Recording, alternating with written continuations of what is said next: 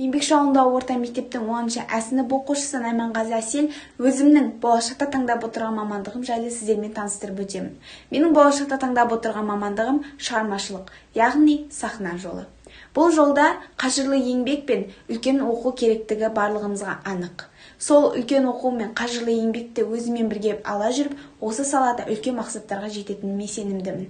Және де осы салада өзімнің кумирім ретінде көптеген ұлы тұлғаларды көре аламын. Соларға тоқталып өтсек.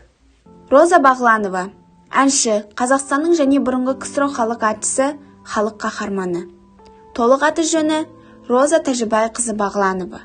Мамандықтары әнші және опера әншісі. Бұл кісі өзінің бұлбұл дауысымен Қазақстанды бүкіл әлемге паш еткен ұлы адам. Роза апайымыздан алатын үлгіміз көп. Ескендір Хасанғалиев, әнші, композитор, музыкант. Қазақ КСР-ның халық артисі. Қазақстан Республикасы мемлекеттік сыйлығының иегері, Батыс Қазақстан облысының құрметті азаматы. Туылған күні 1940 жыл 13 ақпан. Қайтыс болған күні 2021 жыл 30 сәуір. 81 жасына дүниеден озған болатын.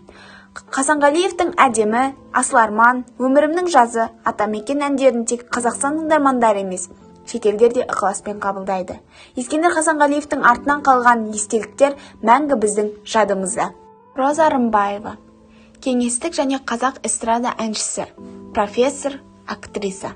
Қазақстанның халық артисі, халықаралық конкурстардың лауреаты, құрмет және парасат ордендерімен марапаттың иегері, Қырғызстанның және Өзбекстанның еңбек сіңірген әртісі.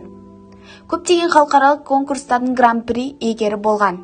22 жасында Қазақстанның еңбек сіңірген әртісі атанды. 29 жасында Қазақстанның халық артисі атанды. Көптеген жоғарғы орындарды алып, үлкен танымалдылыққа ие болды. Жаңада айтып өткен адамдар үшін сахна өте үлкен киелі орын болатын. Мен үшін де өте киелі орын болып қалмақ. Бұл салада мен өзімді тапқаныма өте қатты қуаныштымын. Және де осы салада сіздердің көздеріңізше мақсаттарыма жететініме сенімдімін. Назарларыңызға рахмет.